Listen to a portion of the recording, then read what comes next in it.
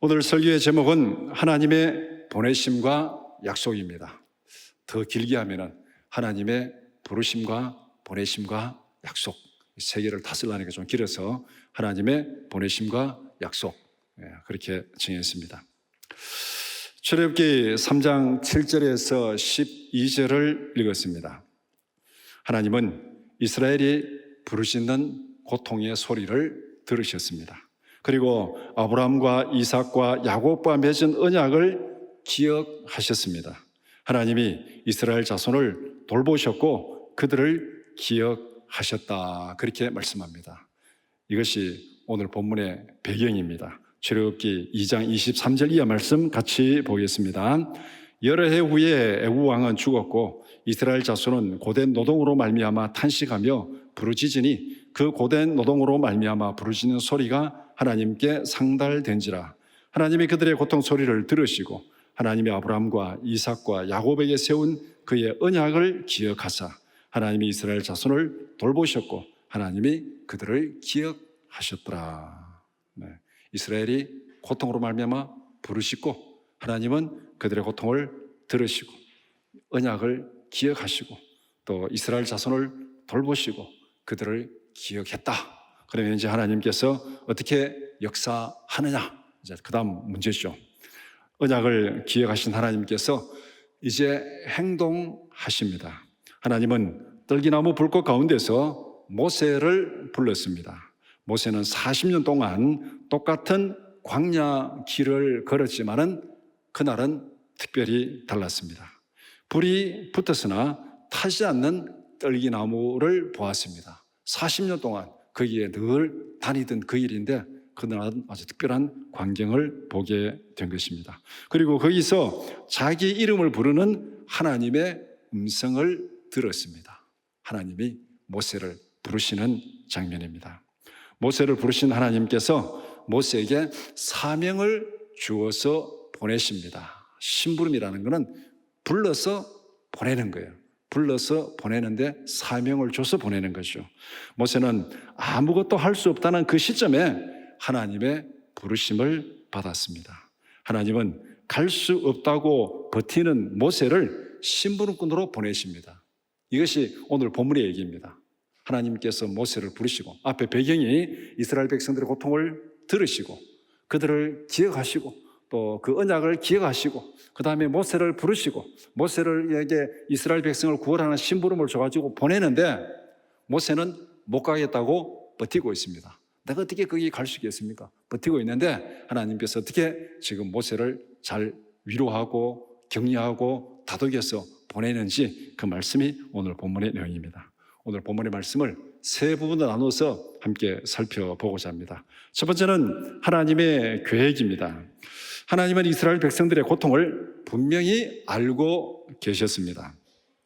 하나님은 단순히 아는 것에 그치지 않고 실제로 행동하십니다. 성경에서 안다는 말은 행동과 분리되지 않습니다. 늘 항상 안다는 이 말은 행동과 같이 따라가는 안다. 우리는 안다 하면서도 행동하지 않을 때가 많이 있잖아요. 입으로는 고백하고 생각으로는 다 알고 있는데 행동은 따라가지 않을 때가 많이 있습니다. 근데 성경에 하나님이 안다는 것은 거기에 반드시 행동이 따라가는 알미입니다. 체험적인 알미라는 겁니다. 우리 오늘 관광할 때 그냥 우리가 체험 관광이라는 말을 많이 쓰죠. 가가지고 만들어 보고 그 다음에 참여해 보고 이런 걸 우리가 체험 관광이라 그러는데 하나님께서 말씀하는 성경의 알면 체험적인 알미입니다. 7절에 보고 듣고 알고라는 동사가 세 번이나 집중되어 있습니다. 내가 보고 듣고 알고, 분명히 하나님이 다 아셨다는 것이죠. 그리고 8절에 내려가서 이것은 하나님이 비참한 고통 속에 직접 개입하심을 의미합니다. 보고 듣고 알고 그냥 지나갈 수도 있습니다. 예루살렘에서 여리고로 내려가다가 강도 만난 자 지금 그 길거리에 버려져 그에 반 죽게 되었잖아요. 그런데 제사장도 레위인도 보고 듣고 알고 어떻게 했습니까? 그냥 지나가 버렸잖아요. 하나님도 보고 듣고 알고 그냥 지나가 버릴 수도 있습니다. 그런데 하나님은 보고 듣고 알고 내가 직접 내려가서 이제 이 사마리아 사람처럼 길가에 버려진 그 사람을 직접 내려가서 데려와 가지고 구원해주는 그 모습, 그것이 지금 오늘 여기서 하나님이 보여주시는 모습입니다. 하나님이 그 고통의 현장에, 고난의 현장에, 절망의 현장에 직접 찾아오셔서 개입하시는 그 모습을 말씀하고 있습니다. 이스라엘은 하나님이 그들을 잊으셨다고 생각했을 것입니다. 이렇게 200년 넘도록 우리가 고통 가운데 있는데 하나님이 돌보시지 않는다. 이 애굽에서 430년 있었는데 역사적으로 보면은 한 전반기 한 230년 정도는 모세, 요셉의 후광으로 그들이 애굽에서 엄청난 번영을 누렸습니다. 전반기 한 반 정도는. 근데 후반기는 애굽의 왕조가 바뀌면서부터 이게 이방 민족을 완전히 학대하는 정책이 된 거예요. 그때부터는 이제 이스라엘 백성들이 굉장히 고역을 하고 고통 가운데 있었습니다. 그래서 이스라엘 백성들은 거기에서 이제 우리는 다 고난 가운데 이 수많은 세월 동안 부르시졌는데 하나님께서 어떻게 우리를 이렇게 돌보시지 않으시고 하나님 우리를 잊으실 것이다. 그렇게 생각했을 것입니다. 적어도 우리가 계산해 보면은 하나님께서 이스라엘 백성들의 고통을 들으시고 행동을 시작한 때부터 이스라엘 백성들이 구원받기까지 적어도 80년이 걸렸어요. 적어도 80년. 이스라엘 백성들의 고통을 들으시고 하나님이 지금 모세를 준비하잖아요. 모세가 태어나고 날강에 버려지고 그 다음에 바로 왕궁으로 들어가고 그때부터 시작해가지고 하나님은 지금 이 이스라엘 백성들의 고통을 들으시고 구원하기 위해서 지금 준비하고 계시는데 이 모세를 통해서 역사하는 그 시간까지 세월이 80년이에요. 그러면은 기도하는 이스라엘 백성들 편에 보면은 우리가 이렇게 오랜 세월 동안 부르짖었는데 하나님은 아무런 응답이 없다. 하나님은 우리를 잊으셨을 것이다. 그렇게 생각하고도 남을 정도의 시간입니다. 그러나 하나님은 단 한순간도 그들의 고통에서 눈을 떼지 않으셨습니다. 하나님은 이스라엘의 고통 가운데로 직접 찾아오셨습니다. 그들을 구원하여 약속의 땅으로 인도하실 계획을 실천하십니다. 이미 기도를 들으시고 하나님은 계획을 세우고 준비를 하고 계셨어요. 계속 준비하고 이제 때가 되면 그것을 실현하는 그 과정에 이르는 것입니다. 하나님은 지금도 우리의 고난을 보고 듣고 알고 계십니다. 아멘입니까? 예. 하나님은 내게 아무것도 역사하지 않는 것처럼 보이는 게 아무것도 없는데 그러나 분명한 것은 내가 부르짖으면 하나님이 그 소리를 들으시고 보고 알고 계신다. 하나님은 지금도 우리의 고통 가운데로 찾아오십니다. 내가 지금 하나님께 부르짖어야 할 가장 깊은 고통의 신음은 무엇입니까? 이스라엘 백성들은 노동으로 인해서 육체적인 노동의 고통으로 인해서 하나님 앞에 부르짖었습니다. 그래서 오늘 지금 이 순간 내가 여러분 각자가 하나님 앞에 부르짖어야 될 그 신음의 고통이 무엇입니까? 그것이 육체의 질병일 수도 있고 그것이 경제적인 문제일 수도 있고 그것이 가족의 문제일 수도 있고 자녀들의 문제일 수도 있고 그것이 장래의 문제일 수도 있고 사람마다 다 다를 수 있습니다. 그러나 분명한 것은 우리 안에 하나님 앞에 부르짖어야 될 그 고통의 신임이 우리에게 있다는 것입니다. 그렇다면 그것을 어떻게 해결해야 되겠습니까? 누구에게 부르짖어야 되겠습니까? 누구에게 이걸 털어놔야 되겠습니까? 아무도 해결책이 없어요. 하나님께 부르짖고 하나님께 털어놔야 됩니다. 그 고통을 하나님께 쏟아놓고 부르짖으라. 이것이 우리가 예배 시간마다 늘 암송하는 말씀, 예레미야 33장 3절 말씀 같이 보겠습니다. 너는 내게 부르짖으라. 내가 내게 응답하겠고 내가 알지 못하는 크고 은밀한 일을 내게 보이리라. 하나님은 우리의 고통을, 우리의 신음을 보고 듣고 알고 계십니다. 그 하나님께 내가 부르짖어야 될 그 고통의 신음, 그것을 하나님께 부르짖잖아요. 사람들 앞에 아무리 한탄해봐야 달라지는 것 아무도 없고 결국은 돌아서면 나만 처량해지는 거예요. 나만 신세 타령하고 돌아서 보세요. 뭔가 해결되는 게 있는지. 나만 처량해지는 거예요. 하나님 앞에 부르짖고 하나님 앞에 쏟아 놓으라. 우리 믿음으로 결단하며 선포하겠습니다. 이스라엘의 부르짖음을 들으시고 응답하신 하나님께 지금 나의 부르짖음도 들으실 줄 믿습니다. 하나님께서 앞에 숫자를 빠뜨렸네. 하나님께서 지금 나의 부르짖음도 들을 줄 믿습니다. 하나님은 어제나 오늘이나 영원토록 변함이 없다고 약속하셨습니다. 하나님의 계획입니다. 하나님의 계획이 다 우리 눈에 보이지 않지만 그 이전부터 하나님은 계획을 세우시고 실행하십니다. 두 번째는 하나님의 부르심과 보내심입니다. 하나님은 구원 계획을 실천할 심부름꾼을 부르십니다. 하나님은 계획을 세우시고 그 계획을 실행하기 위해서 심부름꾼을 세우십니다. 하나님은 모든 것을 하실 수 있는 전지전능하신 하나님입니다. 말씀으로 천지를 창조했어요. 아무것도 없는 데서 말씀 한마디로 천지를 창조했습니다. 모든 걸 다 하실 수 있어요. 그러나 하나님은 택하신 자를 불러서 함께 일하시기를 기뻐하십니다. 택하신 자들을 불러서 함께 일하시기를 기뻐하시는 것, 이것이 하나님의 창조 질서고 하나님의 창조 원리예요. 독불장군이 아니라 함께 일하시는 것이 하나님의 창조 계획입니다. 창세기 2장 15절 말씀 같이 보겠습니다. 여호와 하나님이 그 사람을 이끌어 에덴 동산에 두어 그것을 경작하며 지키게 하시고, 하나님께서 에덴을 만드시고, 하나님이 다 만들 수 있잖아요. 그거 아주 아름답게 다 정원을 꾸밀 수도 있어요. 그런데 하나님이 그렇게 하지 않았습니다. 천지를 창조하시고 그 다음에 그 빈 땅을 딱 주고 거기에 이제 아담과 하와를 거기에 데려다가 여기서 경작하고 지켜라, 그렇게 하나님이 명령을 주신 거예요. 하나님께서 삶의 현장, 사역의 현장을 만들어 주시고 여기서 너가 한번 해봐라, 여기서 한번 너가 해봐라, 하나님께서 심부름을 맡기신 것입니다. 이것이 하나님의 창조 계획입니다. 하나님이 모든 것을 다 하실 수 있지만은 하나님은 우리를 불러서 형상대로 만드신 인간을 불러서 우리에게 사명을 맡기시는 것, 이 심부름이죠. 사명을 맡기는 게 심부름이에요. 하나님은 바로를 직접 치는 대신에 모세를 불러서 보내십니다. 이스라엘의 탄식을 들었습니다. 이스라엘의 고난을 들었습니다. 그러면 하나님께서 바로를 직접 치면 되잖아요. 바로를 쳐가지고 보내게 하면 되잖아요. 보내게 하면 되는데 하나님은 그렇게 하지 않았습니다. 하나님은 바로를 치기는 치는데 모세를 불러서 심부름꾼을 통해서 바로를 치는 거예요. 심부름꾼을 통해서 바로를 치십니다. 10절에 이제 내가 너를 바로에게 보내어 이스라엘을 구원하게 하리라. 내가 너를 바로에게 보내서 너로 하여금 이스라엘을 구원하게 하리라. 택하신 자를 불러서 사명을 주시는 것이 하나님이 일하시는 방식입니다.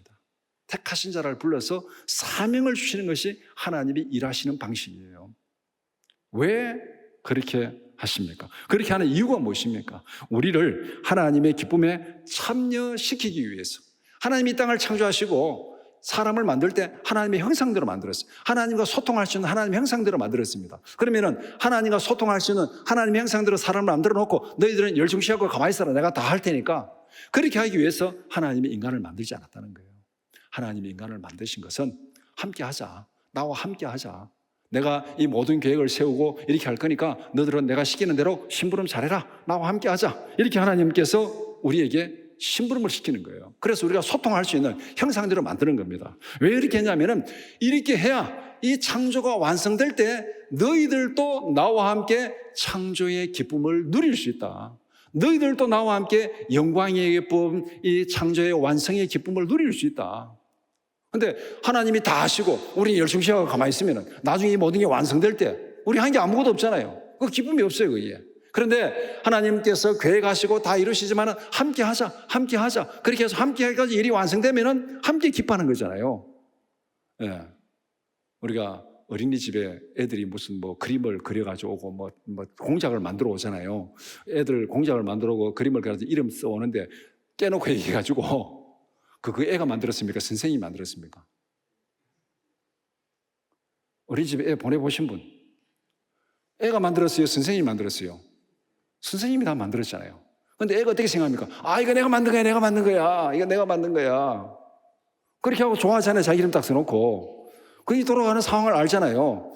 다 선생님이 이렇게 만드는 거야. 요거 이렇게 해봐. 애는 그거 따라가지고 나중에 또 이거 내가 만든 거야. 하나님이 우리에게 사명을 맡기는 것이 바로 그것입니다. 하나님이 다 하실 수 있어요. 근데 그림을 그리는데 하나님이 다 그려가지고 애 이름 써가지고 야 이거 너 거야. 그럼 그 애가 어떻게 생각했습니까? 이게 왜 내 건데, 이거 하나님 거지, 선생님 거지. 근데 선생님이 결국은 다 했지만은, 자, 이렇게 하는 거야, 이렇게 해야, 이렇게 다 시켜가지고 애가 그냥 거기에 뭔가 되지도 않는 것만 해가지고 했습니다. 그러면 이름 쓰고 이러면은 그 애가 생각할 때, 아, 이거 내 거야! 이거 내 거야! 하나님이 우리를 불러서 사명을 맡기시는 이유가 뭔지를 우리 여기서 발견할 수 있습니다. 하나님이 다 만드셨어요. 하나님이 다 하실 수 있어요. 그런데도 불구하고 우리를 불러서 시키는 것은 우리에게 무슨 일을 시켜가지고 우리를 착취하기 위해서가 아니라 나중에 하나님의 창조가 완성되었을 때 새하늘과 새 땅에서 야, 이거 내가 하나님에게 만든 거야. 그 영광의 기쁨에 참여하라고 우리를 불러주시는 것입니다. 마태복음 25장 19절 이하 말씀 같이 보겠습니다. 오랜 후에 그 종들의 주인이 돌아와 그들과 결산할세 5달란트 받았던 자는 5달란트 더 가지고 와서 이르되 주인이여 내게 5달란트를 주셨는데 보소서 내가 또 5달란트를 남겼나이다. 그 주인이 이르되 잘하였도다 착하고 충성된 종아 내가 적은 일에 충성했으며 내가 많은 것을 내게 맡기리니 내 주인의 즐거움에 참여할지어다 하고 2달란트 받았던 자도 와서 이르되 주인이여 내게 2달란트를 주셨는데 보소서 내가 또 2달란트를 남겼나이다. 그 주인이 이르되 잘하였도다 착하고 충성된 종아 내가 적은 일에 충성하였으며 내가 많은 것을 내게 맡기리니 내 주인의 즐거움에 참여할지어다. 5달란트 맡긴 사람이 5달란트 남겼을 때 그 5달란트를 하나님이 가졌습니까? 다시 다 5달란트 다 줬습니까? 다 줬잖아요. 그거 남긴 거는 내 거야, 이거 내 거. 아니면 반반 내가 돈 투자하고 내가 일했으니까 노동력 반, 자본금 반이야, 반반이야. 이렇게 갈랐으면 하나님께서 뭔가 이득을 보기 위해서 일을 시킨 거예요. 근데 5달란트 주고 남긴 거 다 하나님이 주신 거예요. 하나님 우리에게 뭔가 일 시키가지고 착취하기 위해서 시킨 게 아니라는 거예요. 그러면서 마지막에 칭찬이 뭡니까? 내 주인의 즐거움에 참여할지어다. 내 주인의 즐거움에 참여할지어다. 우리에게 일을 시키는 목적, 사명을 주시는 목적, 신부를 보내는 목적은 결국 우리로 하여금 하나님의 즐거움에 참여하는 것. 새하늘과 새 땅에서 영원한 즐거움에 참여하기 위해서 우리에게 하나님께서 사명을 주셔서 일을 시킵니다. 그렇다면 우리가 하나님 앞에 어떤 사명을 감당할 때 우리는 관점을 바꿔야 됩니다. 아, 귀찮은데, 하기 싫은데, 뭐 또 이런 걸 시키냐고. 그것이 아니라, 나로 하여금 영원한 즐거움, 영원한 영광에 참여하기 위해서 하나님이 지금 내게 기회를 주시는 것이고 특권을 주시는 것이다. 이렇게 생각하면 우리는 기쁨으로 그 일에 참여할 수 있습니다. 사명은 내 능력의 요무가 아니라 하나님의 부르심에서 시작됩니다. 모세의 사명은 40세가 아니라 80세에 시작되었습니다. 하나님이 그때 부르신 거예요. 성경에 보면은 모세는 어렴풋이 자기 사명을 알았습니다.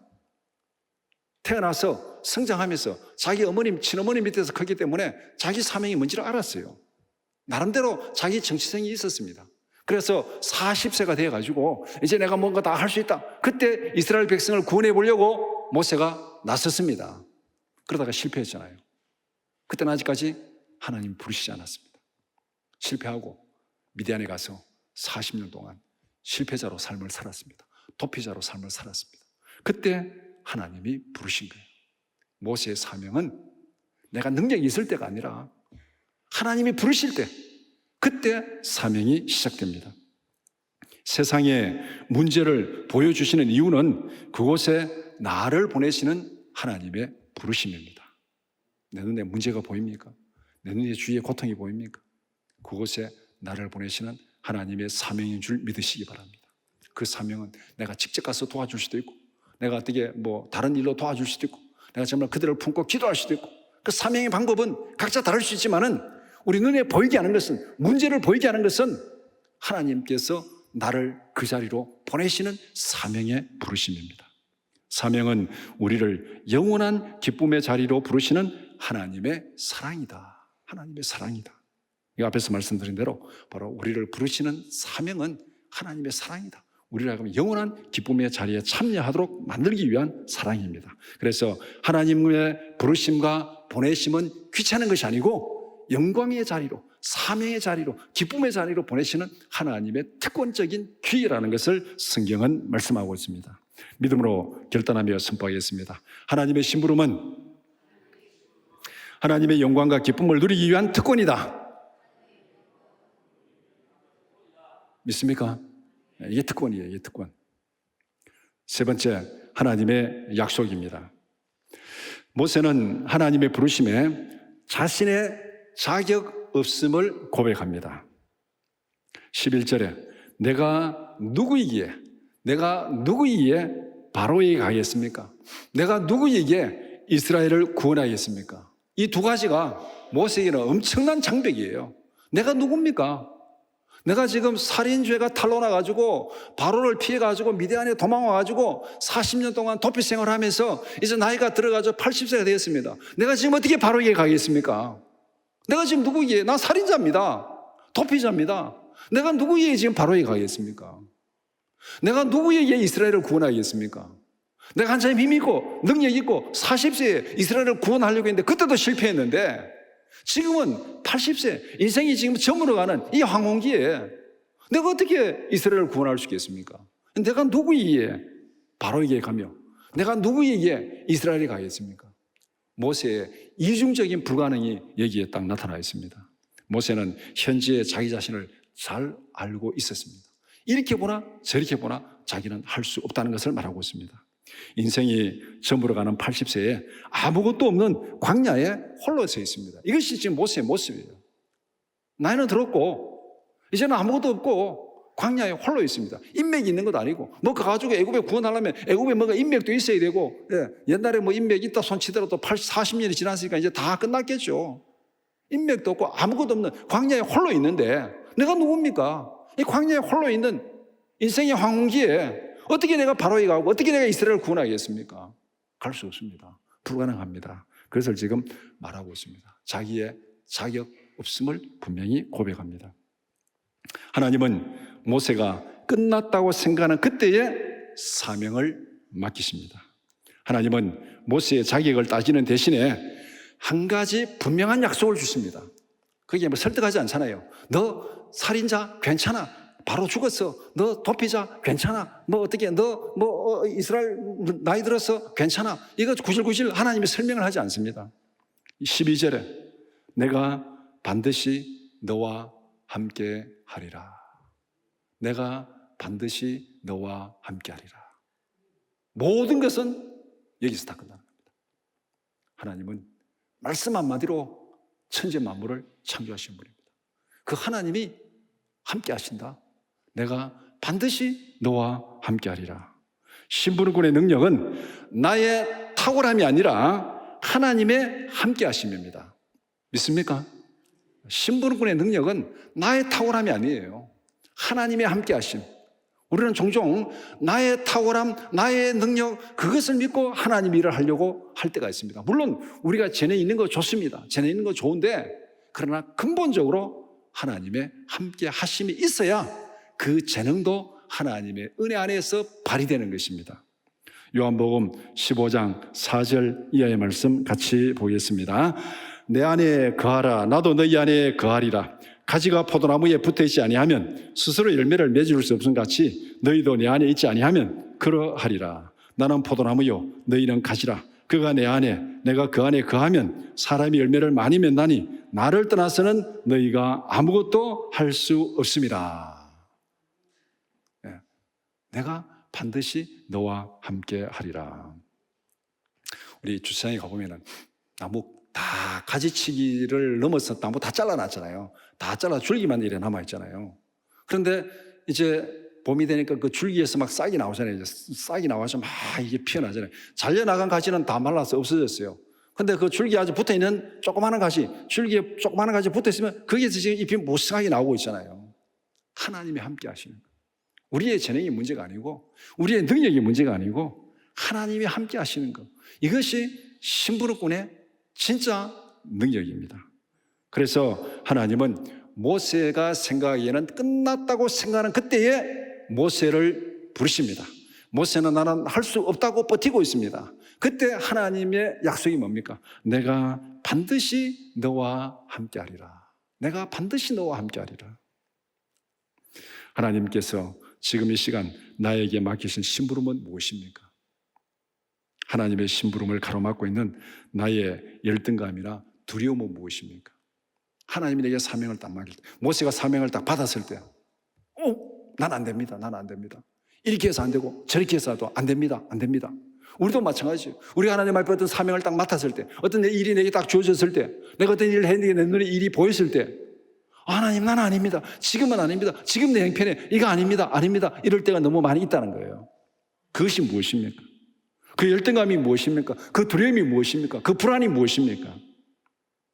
나의 나됨이 아니라 하나님의 약속을 믿고 달려가는 우리 모두가 되기를 축복합니다.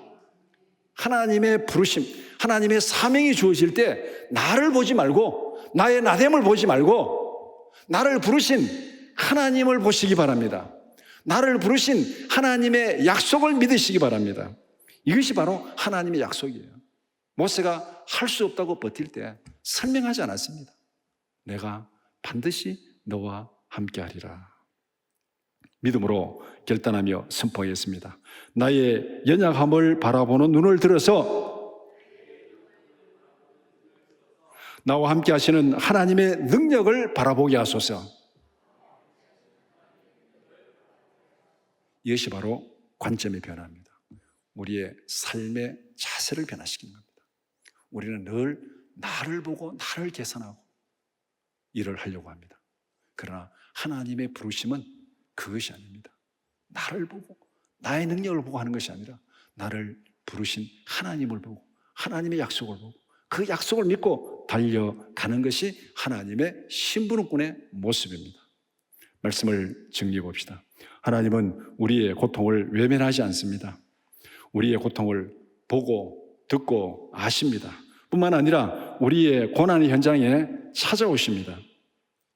하나님은 절망 가운데 있는 우리를 부르십니다. 우리를 심부름꾼으로 불러서 사명을 맡기십니다. 하나님의 심부름은 고통의 자리에서 기쁨의 자리로 나아가는 길입니다. 고통의 자리에서, 절망의 자리에서 기쁨의 자리로 나가는 거예요. 이게 하나님의 심부름이에요. 모세의 부르심을 보시기 바랍니다. 모세가 어디에서 부름을 받았습니까? 미디안 광야에서, 절망의 자리에서, 도피의 자리에서, 인생 끝난 그 자리에서 부름을 받았어요. 그런데 그 부름을 받고 지나간 모세의 삶은 어디에서 끝났습니까? 가나안 땅을 바라보면서 끝났잖아요. 그들을 구원해내고 광야의 하나님의 역사를 보고 이스라엘 백성들을 약속의 땅에 인도하는 그 영광의 자리에서 모세의 인생이 마무리된 겁니다. 이렇게 보면은 하나님의 심부름은 고통의 자리에서, 절망의 자리에서, 기쁨의 자리로, 승리의 자리로 나아가는 길이 하나님의 부르심입니다. 이것이 하나님의 심부름이에요. 나의 부족함이 아니라 하나님의 능력을 바라봅시다. 나와 항상 함께 하시는 하나님께 집중합시다. 삶의 현장이 하나님이 함께 하시는 승리의 자리가 되기를 축복합니다. 나의 연약함은 절망의 이유가 아니라 전능하신 하나님이 일하시는 영광스러운 승리의 출발점임을 믿습니다. 아멘입니까? 이 믿음으로 나의 연약함은 절망의 자리가 아니라 이때 하나님이 일하시는 승리의 출발점이다. 그 믿음을 가지고 하나님과 동행하는 우리 모두가 되기를 축복합니다. 우리 함께 기도하겠습니다. 첫 번째 기도할 제목, 우리의 고난을 보고 듣고 알고 계시는 하나님께 있는 그대로 간구하게 하소서. 두 번째, 하나님이 사명으로 부르실 때 나의 연약함 뒤에 숨지 않고 믿음으로 응답하게 하소서. 세 번째, 내가 반드시 너와 함께하리라는 약속을 붙들고 삶의 현장에서 담대히 승리하게 하소서. 우리 같이 통성으로 기도드리겠습니다.